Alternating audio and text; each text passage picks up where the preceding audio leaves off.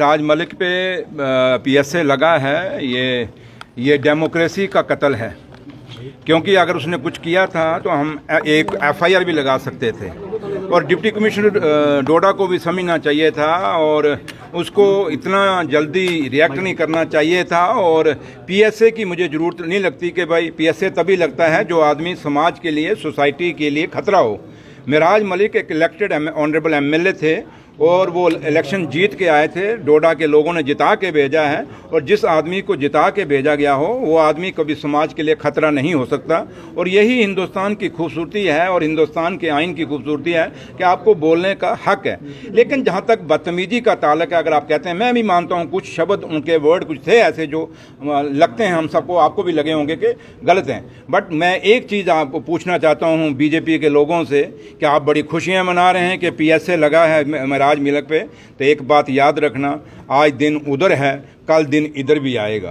तो कहीं उस जब ये दिन इधर आएगा तो उस समय आपको भी फिर बर्दाश्त करने का मादा होना चाहिए। और दूसरा, आप लोग पत्रकार हैं और आप लोग कभी नेशनल टीवी पे डिबेट देखें, जो डिबेट शाम को होती हैं, वहाँ जो बदतमीजी, जो बीजेपी के स्पोक्समैन आते हैं, जो बीजेपी के लोग वहाँ से पार्टी से आते हैं जो डिबेट करते हैं, आप देखें वहाँ लोगों की माओं को क्या कहा जाता है, बच्चों को, बहनों को क्या कहा जाता है, बहियों को क्या जाता है, खानदान तक को क्या कहा जाता है, इवन के उनके परिवारों के डीएनए तक ये बीजेपी के लोग बातें करते हैं। तो मेरे भाई फिर उनके पर भी तो पीएसए लगना चाहिए। जो भी इस देश के अंदर हिंदू मुसलमान की बात करेगा, भाईचारे को तोड़ने की कोशिश करेगा या सरदारों के नाम पे कहीं इस भाईचारे को तोड़ने की कोशिश करेगा, जो भी ऐसी हरकत करना पे उन सब पे पीएसए लगाइए। ऐसे ऐसे लोग हैं जिनको आज पीएसए की जरूरत है, वहां क्यों नहीं पीएसए लग रहे?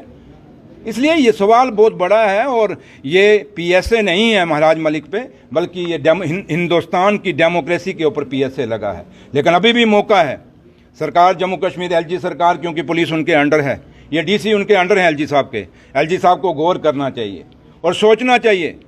अगर मिराज मलिक ने कोई गलत बोला है तो एक सिंपल एफआईआर भी लग सकती थी।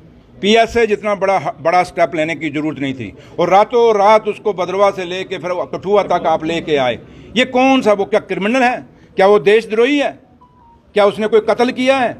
क्या उसने कोई मिलिटेंट अटैक किया है? ऐसे तो आप कभी मिलिटेंट को भी लेके नहीं जाते आप।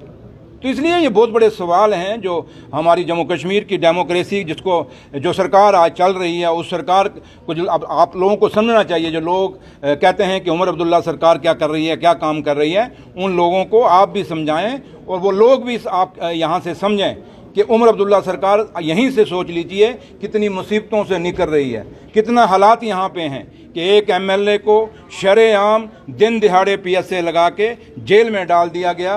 तो आप क्या उम्मीद करते हैं कि जम्मू कश्मीर में क्या एक डेमोक्रेटिक चुनी हुई सरकार की कहीं कदर है? एक चुने हुए लोगों का मैंडेट जो आया है, उस मैंडेट की कदर क्या यहाँ एलजी सरकार के पास है? अगर है तो मैं आज भी एलजी साहब से अपील करूंगा कि मिराज मलिक का जो पीएसए है इसको रिवोक करिए और उसको बाहर आने दीजिए। और बात रखने का हक सबको है और अगर बदतमीजी की बात है तो फिर हर उस आदमी पे, चाहे वो हिंदुस्तान के किसी भी कोने पे है, वो अगर गाली गलौज करता है, चाहे वो किसी भी पार्टी का है, तो उसके ऊपर भी वे पीएसए लगना चाहिए। Thank you.